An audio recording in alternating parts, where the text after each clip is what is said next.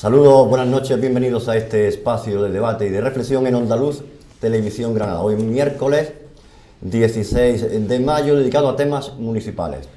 Nos acompaña en nuestra mesa de debate hoy, en mi derecha, Baldo Oliver. Baldo, buenas Hola, noches. buenas noches. Raúl Fernández, buenas noches. Buenas noches, Juan. Y Pilar Rivas, ¿qué tal? Buenas noches, Juan.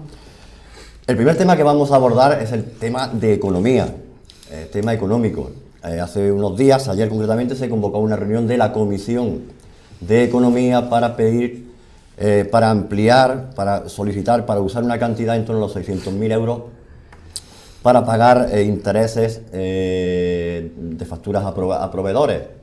La deuda solamente en intereses asciende a casi 3 millones de euros. El ayuntamiento está en una situación complicada. Desde hace tiempo pesa la posibilidad de una intervención por parte de Economía y Hacienda. Yo preguntaría a Baldo, ¿en qué línea, dónde estamos? Un tema que te afecta directamente, puesto que tú eres concejal de Economía y Hacienda. Sí. Bien, pues estamos en una situación difícil, nunca lo hemos ocultado, siempre lo hemos reseñado, pero creo que bueno, no es peor en absoluto de cuando entramos al gobierno, sino todo lo contrario. Y sí es cierto que a través de una serie de comunicaciones del Ministerio se ha creado una cierta alarma que bueno, siendo ciertos los datos preocupantes para todos de la economía granadina, creo que en este caso han generado una cierta, ya digo, alarma, pues que no tiene, desde mi punto de vista, otra justificación, que no es que estamos en un periodo electoral, preelectoral, y que evidentemente pues que también entra en elecciones el propio Ministerio. Desde el punto de vista de la economía granadina, ya digo, y con esto voy terminando por ser muy rapidito, sí es cierto que seguimos manteniendo un problema de liquidez de todos conocidos, pero también es cierto que hemos mejorado todos los indicadores económicos que nos exige el propio Ministerio. Que lo diga yo no tiene mucho sentido porque van a decir, bueno, ¿qué va a decir este hombre, no? Pero es que lo dice una propia institución, la Autoridad Independiente de Responsabilidad Fiscal, que en el último informe que ha realizado sobre ayuntamientos con problemas económicos, pues ha dado una buena valoración a Granada y ha reseñado que estamos en una línea de recuperación respecto de otros años y califica el riesgo para el ayuntamiento de bajo. Por lo tanto, no podemos bajar la guardia, la situación no es óptima, pero creo que las últimas informaciones habidas en torno a la comunicación del Ministerio han creado una alarma, entiendo que innecesaria. Pilar. A ver, estoy de acuerdo con lo que ha dicho el señor Oliver, aunque él se sorprenda, en cuanto a que la situación no es sencilla y que además el equipo de gobierno tampoco lo tiene fácil y en eso creo que estamos de acuerdo. Pero es verdad que no estamos peor que como estábamos hace 3 años, pero no estamos lo suficientemente mejor y los indicadores no son tanto en cuanto a que haya disminuido, por ejemplo, el remanente negativo de tesorería, como que la inercia que el ayuntamiento llevaba no se ha invertido. Y eso implica que la deuda crece de manera exponencial. Y crece de manera exponencial y el indicador más claro es el periodo medio de pago a proveedores, que no es una cuestión de que son 150 días, que lo dices así y parece que no es nada, eso es una cifra meramente teórica, pero lo que hay detrás son muchas empresas grandes, medianas y pequeñas que están sosteniendo la economía municipal y eso es muy grave para una ciudad. Eso es muy grave porque realmente es quien puede generar empleo, quien puede promover la supervivencia de las familias que habitamos en esta ciudad, con lo cual no creo que podamos permitirnos el hecho de que sean las empresas las que mantengan los servicios públicos, las que mantengan a los gestores y a quien debe ordenar un poco la economía municipal. y creo que las cosas que se podrían hacer no son sencillas, es cierto, y con la suma de corporativos que tenemos ahora mismo es muy complicado, pero creo que deberían haberse tomado y se pueden tomar todavía medidas valientes. Y para empezar, poner un presupuesto encima de la mesa que sea realista con los gastos y con los ingresos, precisamente para que no siga creciendo la deuda, especialmente la deuda a los proveedores, a las empresas que nos prestan los servicios. Raúl. Bueno, Juan, yo pienso que la situación económica del Ayuntamiento de Granada es un desastre puro y duro, pero desde de los últimos 14-15 años es evidente que el señor Oliver pues, se ha encontrado un ayuntamiento paupérrimo, en el sentido de que tenía más de 260 millones de euros de deuda, o sea que la gestión del Partido Popular ha sido una gestión absolutamente nefasta durante los 13 años, sobre todo lo hemos visto, ¿no?, en los numerosos casos que estamos viendo en UCESA, TG7, cómo se ha gestionado el personal, hemos visto lo que está ocurriendo en urbanismo, etcétera. Es verdad que la herencia ha sido muy mala, pero en los 2 últimos años tampoco podemos decir que se esté subsanando el tema.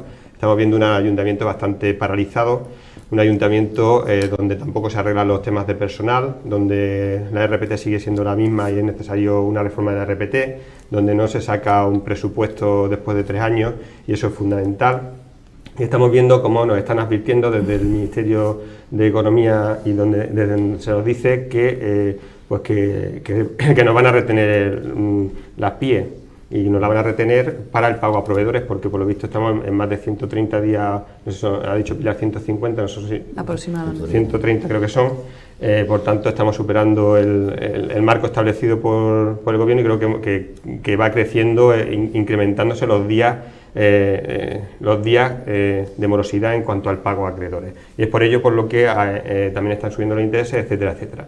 ¿Qué ocurre si nos retienen las PIEs? Pues esto va a ser un problema de liquidez, ¿no? Entonces vamos a ver cómo vamos a poder pagar dentro de 1 año o 2 años, si no tenemos liquidez, al personal del ayuntamiento que se come casi la mitad. Las PIEs básicamente es que el ayuntamiento retiene la participación de los impuestos del Estado. Entonces eso puede ser un problema bastante grave si esto llega a ocurrir, ¿no? Porque puede ser una media intervención de facto, ¿no? Ahora mismo la problemática que estamos abordando aquí, que es que nos vamos a gastar el fondo de contingencia en el pago de los intereses de demora, pues una cuestión anecdótica, en el sentido de que a lo mejor no lo sé, el fondo de contingencia en 3 años no se ha usado, y bueno, pero no es esa la cuestión, es que eso es la consecuencia de la crisis económica que tenemos, de que tenemos intereses de demora muy altos, a 2,5 millones, porque creo que ha habido un periodo de carencia de 3 años anteriores en los cuales casi no se ha pagado y ahora se está pagando todo junto. Con lo cual yo creo que la situación es bastante mala, y creo que la única manera de salir para adelante es mediante planes a medio plazo y poner orden en la situación económica, en la situación de personal, que la situación de personal es grave y es la que se lleva el mayor porcentaje de gasto del ayuntamiento. Sí. Una de las salidas puede ser aprobar el presupuesto, y no depende solamente de un partido. Depende de que se presente el presupuesto primero. Sí, depende de más cosas. Vale. Depende de más cosas. Pero en fin, yo sí me permití un poco aclarar alguna cuestión, porque ya digo, una cuestión es no tirar las campanas al vuelo, una cuestión es hacerse, en fin, oídos sordos a una situación complicada. Y otra cosa es no querer ver también lo que se está haciendo. Hay afirmaciones que obviamente pues tengo que poner encima de la mesa. En 2 años hemos reducido el gasto en capítulo 2 pues, en torno a un 20%. Capítulo 2 es el gasto corriente. Hemos hecho una contención y con una tendencia a la baja en materia de personal. Hemos incrementado, poco, pero hemos incrementado la recaudación de este ayuntamiento sin subir los impuestos. Hemos bajado el remanente negativo de tesorería, hemos reducido la deuda financiera. Nosotros nos la encontramos, como ha dicho Raúl, en torno a los 268. Creo que en este momento se sitúa por debajo de los 220 millones de euros.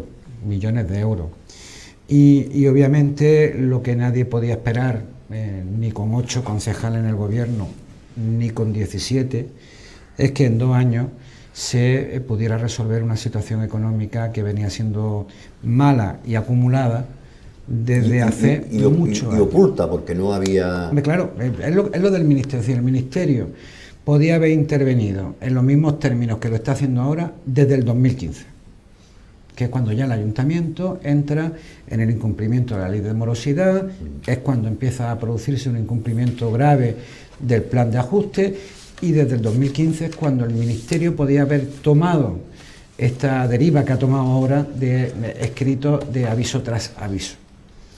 Entonces, claro, cuando los datos sobre los que el Ministerio interviene no son malos, y no lo ha hecho ahora, antes, y si lo hace ahora, claro, a uno se le pregunta qué es lo que está pasando. En cuanto a la noticia concreta, evidentemente estamos ahora mismo con una posible una deuda de intereses de demora. Es decir, en lo que tenemos que pagar por pagar tarde, pues en torno a los 3 millones de euros, y evidentemente ese dinero ¿de dónde sale? O esos intereses de demora. Pues esos intereses de demora salen de sentencias judiciales que están condenando al ayuntamiento por no haber pagado en su momento y por haberse reclamado por parte de las empresas. Sentencias judiciales que están saliendo ahora, pero que desde luego no son de ahora. Las sentencias judiciales evidentemente traen causa en impagos que empezaron a producirse, ya digo, de forma generalizada desde el 2015. Y estamos pagando intereses de mora que obviamente ni estaban en los presupuestos ni pueden estar en una partida del fondo de contingencia que se dota anualmente y que es precisamente para eso, para contingencias, para situaciones no previstas. Y obviamente el principal problema, también para que no haya un presupuesto encima de la mesa a día de hoy, es que las contingencias con las que nos estamos encontrando son muchas y muy variadas.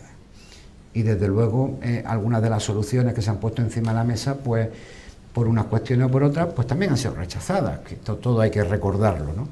Con lo cual, ya digo, no podemos echar la campana al vuelo, pero tampoco podemos desconocer que los datos han mejorado en estos 2 últimos años. ¿Y por qué lo digo? Porque ya que estamos tan preocupados por las empresas, ya que estamos tan preocupados por la ciudadanía, obviamente cuando un banco lee las noticias que nosotros generamos, le generan incertidumbre y genera también dificultades para ayudar a través de los mecanismos financieros correspondientes a la empresa. Como a mí me cuentan las propias empresas. Oye, estoy teniendo problemas para que me financien la deuda porque están leyendo todos los días en el periódico que esto se va a picar. Entonces, claro, quiero decir que en muchas ocasiones tampoco somos conscientes, yo el primero, lo tengo que reconocer, de que la información que proporcionamos, que las noticias que damos también tienen un efecto. Sí, genera un estado. En este caso genera un estado que cuando evidentemente es exagerado o directamente incierto, también tiene efectos secundarios que muchas veces se concretan en una dificultad para esas propias empresas. En cualquier caso, la salida parece complicada. Es decir, aunque la información genere un estado de opinión desfavorable, bueno... Yo la solución la tengo muy clara. Yo la solución la tengo clarísima. Para Granada y para miles de ayuntamientos de España. Entonces, si yo tengo que pagar todos los años 30 millones de euros de intereses bancarios, son 30 millones de euros que me quito de pagar a proveedores. Si a mí el Ministerio me permitiera reestructurar la deuda y en vez de pagarlo todo en 5 años me da más plazo y en vez de 30 dedico 10 a pagar a bancos, tendría 15 millones de liquidez inmediata para pagar a proveedores. ¿Así de claro? Así de claro. Creo que efectivamente, y por lo que yo he podido observar en estos 3 años, no solamente el equipo de gobierno, también la oposición, desarrollamos en cierta medida una acción generando una opinión pública. La energía que ponemos a la hora de generar esa opinión pública no es para nada comparable a la que generamos para generar consensos, por ejemplo, o para proponer medidas que pudieran suponer una mejora para la ciudad. Ponemos mucha más energía en generar esa opinión pública. Y eso tiene que ver también con que el poner unos presupuestos encima de la mesa, con la situación económica que tenemos, tiene un coste elevadísimo. Porque evidentemente tú no vas a poner medidas que vayan en contra de la ciudadanía, porque te estás echando piedras en tu tejado. Creo, insisto, que hace falta mucha valentía para poder sacar adelante las cuentas municipales, no solamente de este ayuntamiento, en general de los ayuntamientos, porque la financiación y el reparto de competencias habría que darle un repaso de arriba a abajo, pero no me estoy limitando a definir la actuación del equipo de gobierno, también la de la oposición. Tú no puedes apoyar un plan de ajuste y luego no apoyar las ordenanzas, que es la primera medida que va a permitir sacar adelante ese plan de ajuste. Si lo has apoyado, lógicamente, y si no, evidentemente pues tendrías que haber hecho otras propuestas para el plan de ajustes. Es cierto que las deudas que estamos pagando ahora, los intereses de demora, que no son los intereses de los préstamos bancarios, sino los intereses que se han generado por el retraso en el pago de las facturas a las empresas, que las empresas se han ido, y a más grande sea la empresa, antes se va porque tiene más medios, ¿no? Antes se va a la justicia, estamos hablando de un 8%. Un 8%. Es que los préstamos bancarios están al 0, nada, ¿sabes? A la administración. Hay otra forma de gestionar, evidentemente, pero ahora mismo vamos a pagar la gestión del Partido Popular, pero es que no hemos hecho nada para que los que vienen a continuación también van a pagar los intereses que se están generando ahora, porque la deuda a los proveedores no deja de subir exponencialmente. Creo que nos hace falta humildad, utilizar menos los medios de comunicación a la hora de hacer política y más el diálogo y más el pasilleo, ¿no? El hablar entre los grupos, el poder llegar a consenso de eso, de cómo vamos a gestionar esos recursos que son de todos, poner en valor ese de todos y intentar sacar menos rédito político para que efectivamente revirtamos una situación que es muy difícil y que causa un grave perjuicio a la ciudadanía. A los servicios que recibe. Es que estamos hablando de poner en valor los servicios públicos. Yo lo que creo que no se puede nunca matar al mensajero. Vamos a ver, nosotros como grupo de la oposición tenemos que hacer una labor de fiscalización y decir la verdad de lo que hay e intentar que se corrija a través de esa verdad. Y evidentemente hay muchas deficiencias. En el ayuntamiento hay una mala organización, por ejemplo, del personal, donde el personal está desubicado, muchos están haciendo funciones que no le corresponden, hay una lucha de intereses bastante tremenda, hay unos sueldos a veces que no se corresponden con lo que se hace, unas veces de más y otras veces de menos. Hay gente que, hay asesores que eran antes asesores, están haciendo otra función pero cobran como asesores. Hay un caos. Hay un caos y esto conlleva a que la situación económica no mejore, o sea, esto perjudica teniendo en cuenta que es que el presupuesto en capítulo 1 es bastante alto. Por eso yo digo que es fundamental acometer ya el tema de la RPT. Por otro lado, lo de la aplicación del fondo de contingencia, como bien ha dicho el señor Baldomedo, es que el fondo de contingencia está para supuestos extraordinarios, para cuando ocurra una contingencia, algo grave. Nos quedamos sin fondo de contingencia, si pasa algo, bueno, estamos en el mes de mayo, vamos a ver hasta el mes de diciembre, esperemos que no ocurra nada, ¿no? Pero es evidente que hay que pagar los intereses de demora, porque si no se van acumulando y al final ¿qué pasa? Pues que pasa lo que nos está pasando, que el Ministerio está amenazando mediante carta de que va a contener los PIEs, la participación de los impuestos del Estado. ¿Esto qué supone? Que si nosotros tenemos que pagar a bancos, después personal y después a proveedores, si nos retienen los PIEs, pues con esos PIEs se van a pagar a proveedores. Pero puede que nos quedemos sin liquidez para pagar a personal, con lo cual a lo mejor no este año, pero quizás el año que viene o dentro de 2 años, pues tengamos un problema bastante gordo en la casa. Con lo cual eso tenemos que decirlo. Y si no se dice, pues claro, pues estamos todos callados, no hacemos oposición y yo creo que esa no es nuestra misión, por lo menos yo no lo concibo así. Para que haya diálogo, el que primero tiene que poner las puertas para poder dialogar es el equipo de gobierno. Y cuando hay cualquier historia, pues reunir a los grupos y hablarlo. Nosotros muchas veces nos encontramos con los expedientes casi el mismo día de la comisión sin haberlos hablado. Con lo cual, no creo que a la oposición se le pueda achacar, sino que es el equipo de gobierno el que tiene que ser más dirigente en esas tareas. Muy en la línea de lo que decía Raúl recientemente, creo que esta mañana, la Asociación de Constructores y Promotores reprochaba al ayuntamiento que por la falta de agilidad en la tramitación de la licencia, la ciudad dejaba de ingresar 3,5 millones de euros en tasas, que dejaba de crear 1.300 puestos de trabajo directos y unos 40 millones en inversión. Pero es que esta misma información yo la recuerdo, y recuerdo que periódicamente la Asociación de Promotores y Constructores convoca una rueda de prensa para decir lo mismo en este equipo de gobierno y en el gobierno anterior. Quizás no sea una cuestión de decisión política o de voluntad política o de gestión política, sino una gestión de qué está pasando en el ayuntamiento, que cuando, por ejemplo, los que generan las licencias, los que deben de generar las licencias, me refiero a funcionarios, no actúan con la diligencia. Es que es verdad que es lo que dice Raúl, de que hace falta un plan de ordenación de recursos humanos, pero insisto en que para eso también hace falta una enorme valentía, porque tienes detrás también a todo un cuerpo de sindicatos que están pues también un poco intentando sacar rédito a ver quién se lleva el gato al agua, y claro, así es muy difícil. Pero es necesario hacer un plan de ordenación de recursos humanos. Como dice él, hay personas, hay técnicos que están mano sobre mano, cobrando un sueldo. Yo creo que eso un ayuntamiento no se lo puede permitir bajo ningún concepto, y a todas las escalas, a todos los niveles. No hablo de ningún puesto en concreto, ni altos cargos, ni personal de base. Mientras tanto, hay otros que están absolutamente colapsados.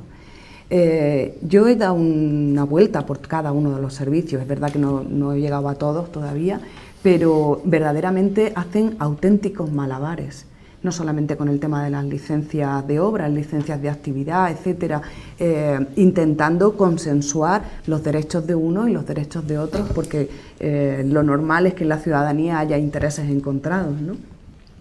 Y no es una cuestión de falta de disponibilidad o de predisposición del funcionario público, es una cuestión de ordenar los recursos, y para eso hace falta medidas muy valientes también. Sí, bueno, desde luego, ahí no vamos a tener ningún tipo de problema en ponernos de acuerdo en que evidentemente una estructura obsoleta en cuanto a la estructura de la RPT, una estructura que creció en muchas ocasiones no respondiendo a los intereses generales ni a las necesidades, sino a otras cosas. No voy a entrar en mayores valoraciones, y una serie de errores que se han ido acumulando, hace falta cometerlas. Lo que ocurre es que evidentemente en este caso, además del acuerdo político, hace falta un acuerdo sindical, y hay que hablar también con los sindicatos. Y obviamente en muchas ocasiones hay que también llevar a cabo una negociación colectiva con los sindicatos para adoptar muchas de estas medidas que la razón te pueden indicar que son imprescindibles, pero que cuando tienes que equilibrarlos con otro tipo de consideraciones es más difícil de ejecutar. Eso es lo primero. Lo segundo, y en cualquier caso, se está haciendo. Se está haciendo en la medida en que evidentemente es buscar un equilibrio entre los intereses de todas las representaciones sindicales habidas y las que puede haber, es complicado, y además la dinámica política, que obviamente cada cual tenemos una visión muy diferente de lo que es la función pública. En cualquier caso, digo también para tranquilidad de quienes nos está escuchando, salvo excepciones muy contadas, en el Ayuntamiento de la Granada no hay funcionarios que estén parados. Aquí la gente, y tengo que decirlo así de claro porque lo estoy viviendo día a día, están manteniendo en muchas ocasiones el ayuntamiento con un trabajo que va más allá de lo que evidentemente les correspondería, y siempre hay excepciones, como en todos los trabajos, ¿no? Pero, hombre, yo creo que poner el énfasis en la falta de dedicación del personal del ayuntamiento sería un error por quien lo hiciera, que evidentemente no creo que lo hagamos ninguno, pero eso está claro. Déjame, Baldo, puntualizar una cosa, porque llevas razón en que quizás haya parecido que pudiera ser voluntad del funcionario el estar mano sobre mano, y para nada es así, No. Porque se ha utilizado a la plantilla y se ha castigado a la plantilla sin tareas, ¿vale?, muchísimas veces por intentar hacer bien su trabajo. No es una cuestión de la voluntad del funcionario, es una cuestión de coger el servicio, que por cierto, hablaba antes de la valentía, pero hay una herramienta muy importante que al menos yo he puesto encima de la mesa muchas veces, que podría suplir esa valentía, que es la evaluación. Una evaluación en base a unos criterios objetivos, que no haya manera, o sea, es que callas a todo el que te protesta, porque con nada que te muevas después de muchos años en un mismo puesto, la resistencia es obvia, ¿no? La resistencia es natural. Pero si tú evalúas un servicio y en base a unos criterios objetivos dices, no, es que la mayor eficacia y la mayor rentabilidad de este servicio está de esta manera, pues es que no hay nadie que proteste, es que esto es así y no hay nada más, ¿no? Pero y es obligación del ayuntamiento tener la plantilla más eficiente posible. Pero en cualquier caso, si me permite, me quería ir por otro sitio, es decir, digo, en ese sentido de que tenemos también una obligación de no solamente generar información, llevar a cabo un control del gobierno o gobernar directamente, sino también de informar. Hombre, yo me gustaría que la gente entendiera lo que hemos estado comentando de esto de la posible intervención de la participación en los impuestos del Estado, ¿no? Es decir, que, esto no es que el Ministerio llegue mañana y nos diga, pues hoy te voy a intervenir. Hay un procedimiento que hay que conocer y que evidentemente tiene que darse. Y bueno, estamos en una fase en la que obviamente hablar de una intervención de los fondos es prematuro. ¿Por qué? Porque primero la administración tutelante, que es la Junta de Andalucía, nos ha pedido qué es lo que vamos a hacer durante este año para intentar enjugar esa deuda comercial y ese periodo medio de pago a proveedores en forma de un plan de tesorería y las medidas correspondientes. Y se le ha mandado. Este año voy a ahorrar o voy a intentar incorporar hasta 9 millones de euros para reducir ese periodo medio de pago a proveedores. ¿Dónde salen esos 9 millones de euros? Pues lo que estamos comentando.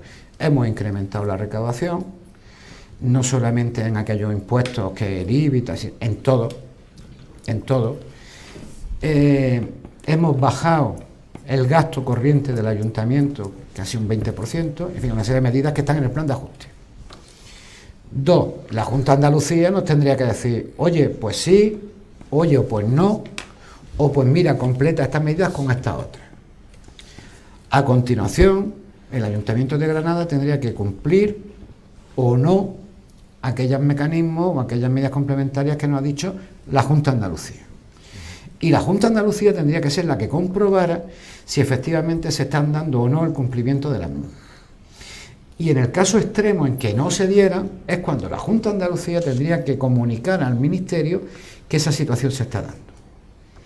Y es entonces cuando el Ministerio debería comunicar al Ayuntamiento la posible intervención o no de esos fondos. Y es entonces cuando el Ayuntamiento también debería y tendría el derecho de contestar a lo que el Ministerio le dijera. Con lo cual esto no es que el Ministerio se levante un día y diga te voy a intervenir. Entendemos que es un proceso largo. Un proceso largo en el que evidentemente se tienen que dar incumplimientos, se tendrían que dar no atención a los requerimientos que nos hiciera no solo el Ministerio, sino la propia Junta de Andalucía, y se tendría que dar una constatación de que las medidas que hemos puesto encima de la mesa no sirven para nada, cosa que ya adelanto que no está ocurriendo, porque sí se están cumpliendo ítems que son también tenidos en cuenta. Hemos llegado a la primera parte del debate, hacemos una pequeña pausa y volvemos en unos minutos.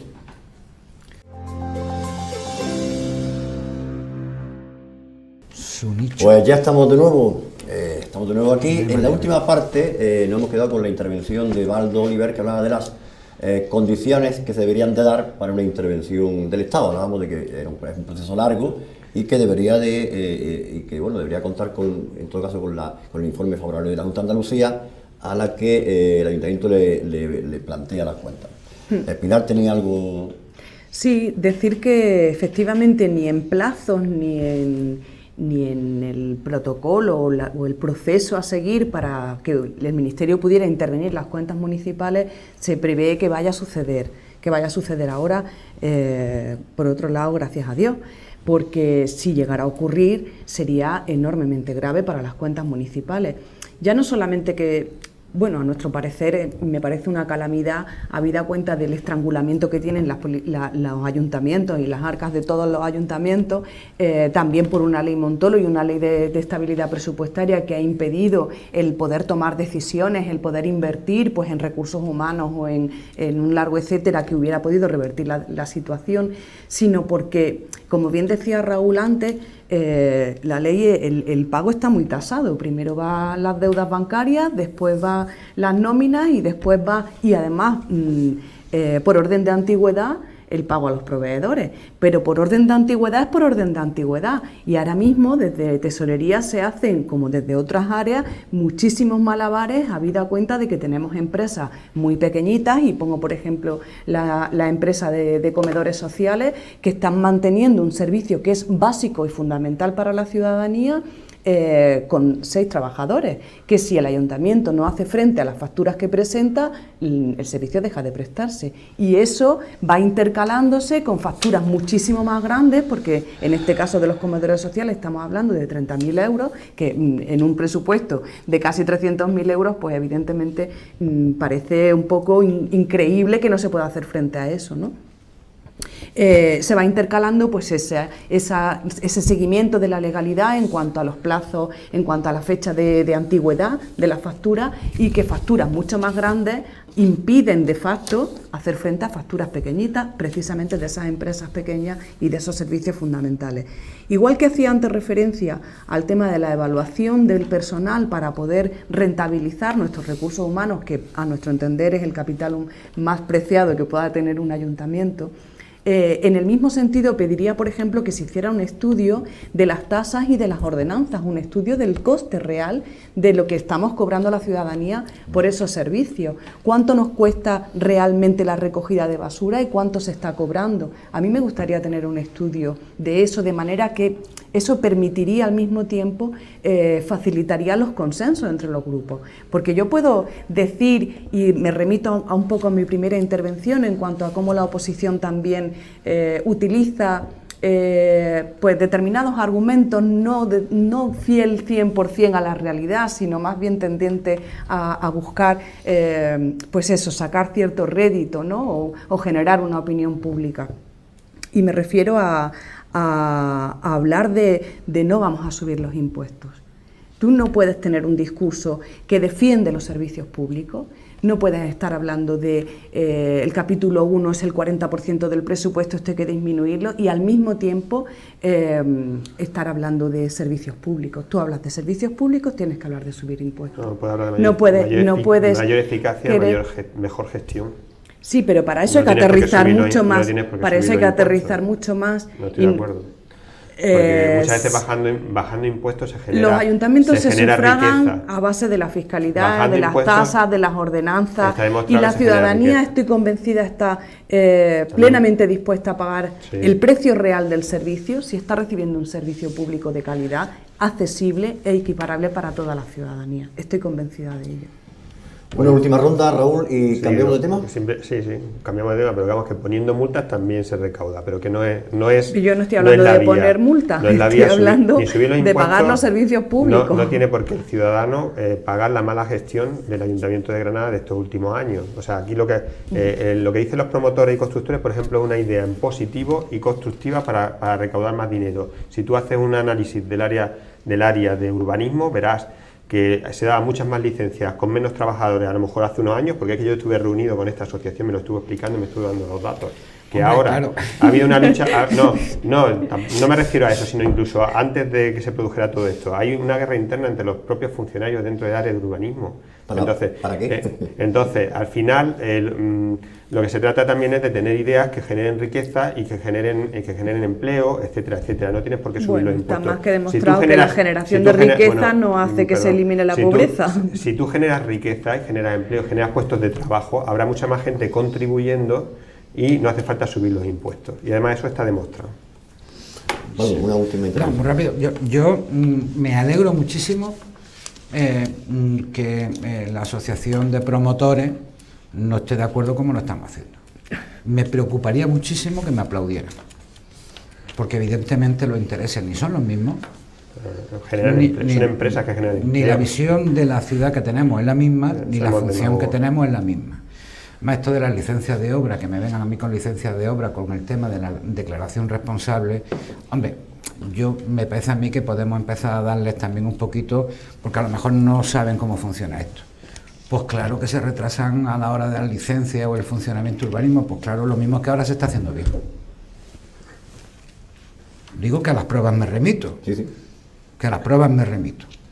Y si de verdad la asociación de promotores en un momento determinado tiene ideas, a mí no me parece descabellado, como cualquier otro sector de la sociedad, que las pongan encima de la mesa, pero yo tengo también muy claro una cosa, que ni la defensa de los intereses de los promotores es la función para la que la ciudadanía nos ha elegido, y que yo tengo que conjugar los intereses de esa empresa con los intereses de muchísimas otras empresas y sectores y colectivos ciudadanos que no estamos en la misma onda.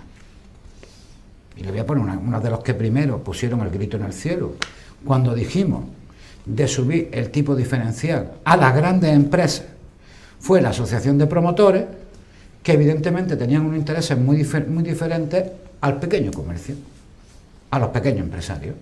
Con lo cual es complicado llegar a un equilibrio, pero desde luego en este caso en concreto, a mí lo que me preocuparía es que la asociación de promotores me aplaudiera, porque ha demostrado con este equipo y con todos... O sea, no aplaudió nunca ningún equipo de gobierno. Claro, por una sencilla razón, porque sus intereses legítimos, absolutamente legítimos, no coinciden con los del ayuntamiento, con el interés general, en términos generales quiero decir, y evidentemente son una parte más de un entramado en el que tendrán que asumir que en una situación de dificultad, pues lo mismo nos toca a todos apretarnos un poquito el cinturón. También a ellos. Una matización. Yo no estoy una de acuerdo. También a ellos. No se puede hacer pura demagogia, que haya habido casos de que ha habido casos de corrupción o presunta corrupción en el Ayuntamiento de Granada, en el urbanismo, etcétera, lo que estamos viendo. Eso no quiere decir que todos los promotores y todos los constructores, que hay muchos pequeños promotores, pequeños constructores y grandes constructores que no son corruptos, es decir, que todo el mundo, que aquí es que los intereses de unos señores, no sé qué, son gente que genera riqueza como cualquier otra empresa. Hay empresas que generan riqueza y empleo, y si no fuera por las empresas que generan empleo, pues estaría la mayoría de la población en paro. Entonces aquí hay dos filosofías: o generamos riqueza, generamos empleo, o subimos impuestos y somos pobres. Y es así de claro. La riqueza se genera de muchas formas. Pues claro. Y yo creo que también ha quedado muy claro en España durante muchos años a dónde nos lleva a generar riqueza, exclusivamente en base al ladrillo. No, hombre, tampoco es que... ¿Entiendes? Porque también las TIC generan riqueza, por supuesto, también sí. Las empresas culturales generan empresas. Sí, pero en este caso quien también, está demandando es que mayor agilidad en la gestión son las empresas constructoras. Ha sido un ejemplo. Sí, pero yo no estoy de acuerdo. No estoy de acuerdo. Una última y cerramos con Pilar y cambiamos de tema.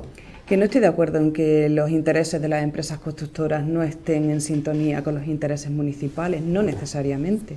Tienen un interés de que su empresa subsista y de progresar en su proyecto laboral, ¿no? Y empresarial. Y eso no tiene por qué estar en oposición a los intereses municipales. Desde luego, favorecer únicamente los intereses de una constructora no es la finalidad del ayuntamiento, pero entorpecerla tampoco. Entorpecerla tampoco. Y el ayuntamiento debe pues prestar sus servicios con la mayor celeridad posible para no interrumpir el desarrollo normal de una ciudad.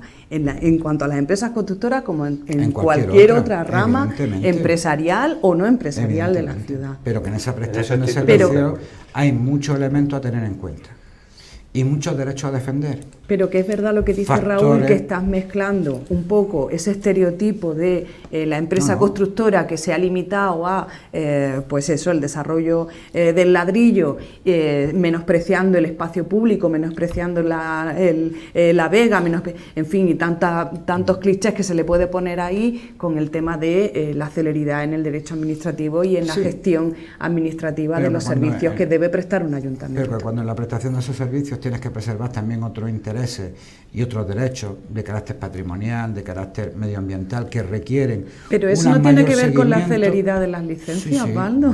Siempre tiene que ver No, Claro. tú puedes hacer las cosas bien y en su debido tiempo. Bien, hombre. No te tienes que saltar los pasos ni mirar no, para otro pero lado. que No, cuando no. tiene- Se puede hacer bien. Pero requiere Es que- informe. es que Paso tras paso. Con esa filosofía me voy a construir a otra ciudad o me voy a poner un comercio No, no. grande en otra ciudad. No, no. O sea, claro, es que con esa filosofía tú tienes que intentar agilizar los trámites a las Que sí, empresas. que sí. Tú no tienes que presumir que todos Pero que van a yo los corromperse. trámites ¿no? a la empresa claro. hay que acelerarlo, agilizarlo en todos los casos, Claro, siempre. en todos los casos, Claro. desde una promotora hasta Por una supuesto. persona que quiera hablar, una empresa de servicio. de servicios, Por supuesto. O el padrón. y evidentemente también desde el promotor hasta el último pequeño comercio al que se le exige y se le requiere que cumpla una serie de requisitos antes de darle una licencia de apertura de un bar, pues chicos, esos requisitos hay que cumplirlos por el bien de la ciudad, en todos los sectores. en todos los sectores. De todas maneras, otro día Y podríamos cuanto, hablar de las evidentemente, declaraciones responsables, los que también bienes- sería un debate interesante. Claro, en No es cuanto a ninguna los bienes tontería, que ¿eh? están No, claro que en no. juego sean de mayor calado, como es, por ejemplo, la ordenación del territorio, el uso urbanístico de la ciudad, etcétera, etcétera, hombre, pues yo puedo entender también que tampoco sea descabellado que por mucha agilidad o con toda la agilidad que el procedimiento requiera, también sea lo más garantista para el resto de la ciudad. No es otra cosa. Y desde luego no es hecha a nadie de esta ciudad, es simplemente que a lo mejor alguien tendrá que entender alguna vez que esta ciudad es de los granadinos. Claro. Bien, pues con esta última intervención Esa avanzamos. frase Y lo que deseamos y esperamos es que la Algunos han situación pensado económica que esto de es esta suyo, ciudad se recupere poquito a poco y sobre todo que no sea necesaria una intervención. La suma de la voluntad política que expresaba es necesaria para salir de este pequeño agujero en el que parece que nos encontramos. Cambiamos de tema radicalmente, aunque también en clave municipal. En Musesa, la empresa que en Granada llaman de los muertos. Así es. No sé si es por mala folla o es por una ironía o es... Durante esta semana han continuado las declaraciones del gerente y de algunos de los trabajadores a los que presuntamente se les atribuye funciones o se les atribuye que no estuvieron nunca prestando los servicios en la empresa municipal del cementerio. El gerente ha declarado ayer o antes de ayer que en todo caso la decisión de proceder al contrato de estos 6 trabajadores que nunca prestaron servicio en la empresa era potestad del consejero delegado. En este caso fueron 2, María Francés y Eduardo del Moral. Por otro lado, llama la atención la declaración de otra trabajadora, donde decía ante el juzgado que la consejera delegada que le contrató le sugirió que sus funciones podrían ser secretas. Es decir, se trata de un estudio sobre necroturismo, pero nadie sabía cuál era su función realmente. Es un poco surrealista lo que ha ocurrido, o más que surrealista, con claras, Totalmente. presuntas claras intenciones no muy... Yo cuando esta mañana me levantaba leyendo la prensa a las 7 de la mañana, he pensado, ¿qué puedo decir de esto? Y es sin comentarios. O sea, si tú lees las declaraciones de que era un trabajo que tenía que ser un trabajo secreto, o sea, estamos hablando de transparencia constantemente, se encarga un trabajo secreto, que dice que ha ido a la sede 3 veces, una de ellas a firmar el finiquito, otra a hacer fotos que no la dejaron hacer fotos, a la sede de Musesa. Pues un poco es una paradoja, ¿no? Yo no quiero tampoco hacer presunciones, sino siempre respetar las decisiones judiciales, pero vamos, esto suena bastante mal, ¿no? Y los delitos por los que parece que se imputan presuntamente pues son bastante graves, ¿no? Se habla de prevaricación, un delito continuado de prevaricación con falsedad, etcétera, un fraude a la seguridad social. Son delitos que son bastante graves. Habrá que investigar también en el tema de Musesa, que es una empresa que antes era pública y se vendió el 49% al capital privado. Pues no sé, habría que ver también cómo se hizo la venta, ¿no? Porque es una de las empresas que dan beneficio en Granada y teniendo un 49% el capital privado, sin embargo los beneficios se reparten de manera desigual, un 75% se lo lleva la parte privada y un 25% el ayuntamiento. Yo no sé cómo se hizo, habría que revisar eso también. Yo creo que ahí hay cosas que son oscuras, porque se habla de falta de transparencia, se habla de que no se puede saber cuáles eran los trabajos de estas personas allí, que por lo visto ni siquiera estaban allí, ¿no? Eso habrá que, me imagino que los juzgados estarán examinando el tema con detalle, y creo que no estaría de mal tampoco ver el tema de la venta de la empresa y ver cómo está toda la empresa en su conjunto. ¿No? Sí, lo he dicho alguna vez, creo que, o por lo menos el análisis que nosotros hacemos es que el derecho administrativo se aleja cada vez más de las administraciones y es sustituido por el derecho penal. Algo que debiera ser la herramienta que permita pues, la transparencia, la correcta gestión de los recursos públicos, el poder ejercer la labor de fiscalidad de la oposición. Y más, en ese Consejo de Administración no solamente estaban estos dos consejeros, esas contrataciones debieron haber pasado por el Consejo de Administración y no pasaron, ¿no? Más allá de lo que apunte esas declaraciones, el señalamiento de esos delitos, etcétera, a mí realmente me preocupa que se genere esa desconfianza de la ciudadanía en las herramientas fundamentales que sustentan nuestra democracia. Me preocupa mucho, en realidad. A ellos se lo he dicho, a los dos consejeros responsables de esos contratos, y lo he dicho aquí en otros debates. Creo que la claridad con la que ellos debieran estar dando explicaciones, hablando de esa presunción de inocencia, debía ser pasmosa. O sea, debían estar continuamente dando explicaciones de qué ocurrió para que la ciudadanía no dejara de confiar en las administraciones.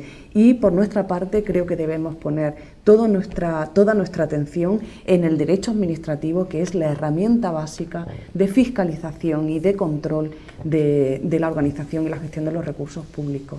Y ese es el análisis que hago, triste, porque vemos denuncias a diestro y siniestro diariamente, y me preocupa cómo llega eso a la ciudadanía, habida cuenta de que no estamos poniendo recursos en el sistema judicial, que es lo que necesitaríamos, la celeridad en esas investigaciones y en esas sentencias, para que efectivamente la ciudad pueda seguir confiando en sus representantes y en su administración. ¿Algo? Sí. Sí, hay un tema en carácter general que muchas veces tendemos a confundir nuestro trabajo, no los que estamos aquí, en absoluto, nadie se sienta aludido, de representación política, de fiscalización política, con una función de fiscal o de juez. Yo creo que para una cosa están los jueces y los fiscales, y para otra cosa estamos la representación política. Y estaría muy mal que un juez se metiera a hacer política, pero estaría peor todavía que un político intentara hacer de juez. Por eso mismo este tema en concreto, que está en sede judicial, y lo que hace referencia a la posible responsabilidad penal, está siendo investigada donde corresponde y por quien corresponde, pues evidentemente ahí vamos a ser muy respetuosos y vamos a estar a la espera, expectantes, de lo que diga la justicia. Pero eso no quita para que no hagamos nuestro trabajo. Raúl lo ha comentado, oye, pues hay que revisar todo el proceso, hay que revisarlo, no desde el punto de vista penal, pero sí desde el punto de vista administrativo, desde el punto de vista político. Hombre, y sobre todo, desde un punto de vista estrictamente político, yo la reacción que tenía también esta mañana es que era de no dar crédito. Pues claro, aunque fuera verdad lo que se está contando, aun cuando un juez llegara a concluir que no hay delito, me parece que la concepción que se tiene de lo público, de los hechos que ya se están contando, o se están dando por cierto, me parece demencial. Veo absolutamente normal que yo, como consejero delegado, contrate o descontrate a quien me dé la gana para lo que yo quiera. Que mañana es para hacer un estudio histórico turístico, pues anchas Castilla. ¿Qué pasado es para que me diga lo estupendo que soy? Pues no, para adelante. Que además una contratación con dinero público se pueda desarrollar en su actividad de tal manera que no se entere nadie de lo que está haciendo. De que ese trabajo pueda quedar en una especie de consejo áulico al oído de quien te ha contratado. y que no quede constancia para quien venga después de ese trabajo. ¿Esto qué es? O sea, yo desde el punto de vista penal voy a estar a lo que ya el juez penal. Desde el punto de vista político, evidentemente está claro, pero desde el punto de vista de la responsabilidad política, antes de que ningún juez diga nada, lo que yo creo que pone de manifiesto el caso Emucesa es que aquí se ha tenido una concepción cortijera del ayuntamiento y que evidentemente se han extrapasado o se han pasado muchos límites, y algunos de ellos ya veremos si constituyen delito o no, ya lo dirá el juez. Pero desde luego hay límites que claramente no necesito que ningún juez me lo diga para tener clarito que se han pasado. Y es entender que tienes un ayuntamiento a tu servicio, para lo que quieras y como si fuera tu casa. Y eso es lo que evidentemente ha llevado a este ayuntamiento, a esta ciudad, en la situación en la que estamos. Tanto es así que aun estando en la oposición, me refiero por supuesto al Partido Popular, día tras día, pleno tras pleno y comisión tras comisión, su argumento favorito es que ustedes están en minoría, que nosotros somos el grupo mayoritario, que no pueden ustedes gobernar esto como su cortijo. Lo que da a entender que si fueran mayoría absoluta sí lo podrían hacer. Y yo el otro día se lo dije muy claro, independientemente de que quien esté gobernando esté en mayoría o en minoría, imaginemos que fueran mayoría absoluta, tienen que negociar con el resto de grupos y tienen que consensuar con el resto de grupos. Y desde luego no pueden tratar lo público con ese menosprecio y con ese autoritarismo y con eso, básicamente menosprecio de lo que es común, de lo que es de todos. En el caso de Emucesa se ha conocido estas contrataciones, estas 6 contrataciones irregulares, pero en otros casos, aun siendo regulares, me refiero al caso de GESA, se mantienen todavía contrataciones regulares de altos cargos y curiosamente parece que no se interviene. No lo entiendo, en este caso sí, hay una denuncia por la vía penal. Pero es que hubo un amago a mi entender. La diferencia, el Yo creo acceso que son distintos completamente. Creo que los supuestos son distintos. Por completamente. eso uno está en el ámbito penal, sí. porque parece ser, presuntamente, tampoco soy yo juez ni aunque fui designado juez sustituto un año, pero ahora mismo no ejerzo ni Tus funciones jurisdiccionales, ¿no? y he sido abogado muchos años, pero que ahora mismo no estoy ejerciendo. Pero evidentemente nuestra función, estoy de acuerdo totalmente con lo que ha dicho Bando. Nuestra función ahora mismo es, como políticos, hombre, fiscalizar también si se ha hecho una mala labor en el sentido político, criticar lo que tengamos que criticar, sobre todo en aras de la democracia. Y el caso de GESA pienso que es distinto, porque en GESA sí estaban realmente trabajando los trabajadores, independientemente de que las contrataciones fueran regulares o no, que eso es lo que en su caso habría que estudiar. Pero en este caso parece ser que por lo que están en Fiscalía y por lo que están en el juzgado es por el hecho de que se presume o están presumiendo que no estaban trabajando para Emucesa. Que prestaron los servicios en otro organismo, efectivamente, incluso en el dentro Partido del Popular. Partido Popular, el propio partido. Entonces, eso es lo que se está investigando y lo que se está aclarando, no es el mismo caso, por eso. Son casos bastante diferentes, que no quita que yo también entiendo que hay que investigar cualquier organismo público donde haya alguna irregularidad. A lo mejor no penalmente o judicialmente, pero sí administrativamente. En cualquier caso, los contratos de Emucesa claman al cielo. Claman al cielo. Nos quedan unos minutos de programa, no sé si tenéis algo más que añadir. Sí, yo quiero decir algo. Del tema, ¿quieres decir? Tenemos varios temas más, pero al final no... No, que creí que estaba cerrando, no te preocupes. Vamos a cerrar. Pues sí quería expresar mi más sentido pésame a la familia de Mar, de esta chica de 21 años asesinada de Las Gavias por un asesinato machista. Invitar a la gente a la manifestación que hay convocada también esta tarde, aunque ayer tenía más que ver con este caso, la de hoy tiene muchísimo que ver. Hablamos de solicitar al Gobierno de la Nación que se dote de presupuesto el Pacto de Estado, 200 millones de euros, fundamental para que de verdad revirtamos este continuo sin vivir, de todos los días encontrarnos con un asesinato machista en los periódicos. Creo que es importante y invito a la ciudadanía a que acuda a la manifestación esta tarde a las 7:30 de la tarde en la subdelegación de Gobierno. Nosotros también solidarizarnos con la familia también, que es una pena esta lacra que estamos sufriendo. Una pena ver las imágenes de la madre. Creo que ahí es obvio que el rechazo que genera este asesinato y cuanto evidentemente tienen que ver con una situación de dominio más o menos encubierto de carácter de género, pues nos genera todo un rechazo total y absoluto. Y bueno, yo creo que en estos días, creo que lo primero efectivamente es solidarizarnos con la familia, porque ese dolor no tiene posibilidad de ser paliado, ¿no? Y ya mañana pues seguiremos en la reivindicación política, pero creo que hoy sí, hoy es un buen día, y agradezco a Pilar que haya tenido el detalle de incorporarnos a ese tema, de tener un recuerdo y un saludo hacia la familia que lo está pasando muy mal. A ambas familias. Muy bien, pues nos vamos.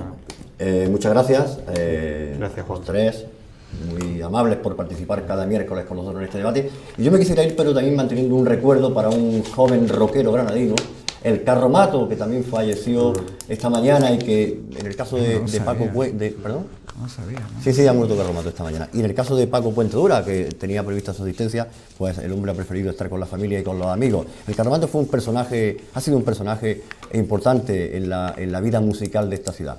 Nos conocimos, yo lo conocí en los años 90 y bueno, ha tenido una trayectoria vinculado siempre a los conciertos de la ciudad y vinculado al rock, vinculado a los locales de ocio, también relacionados con el rock and roll. Es un deseo para la familia de pronta recuperación y para los amigos, porque amigos tuvo y tenía muchísimo. Hay un videoclip que invito a que lo buscáis en las redes, donde hace unos años grabó él como cantante con una pedazo de banda de rock and roll y que va a quedar ya para la historia. Nos vamos, pero la programación continúa. Ahora Juan Pinilla entrevista al guitarrista Álvaro Martinete, que esta noche, a esta hora, tiene una actuación en el Teatro Isabel la Católica. Seguimos adelante.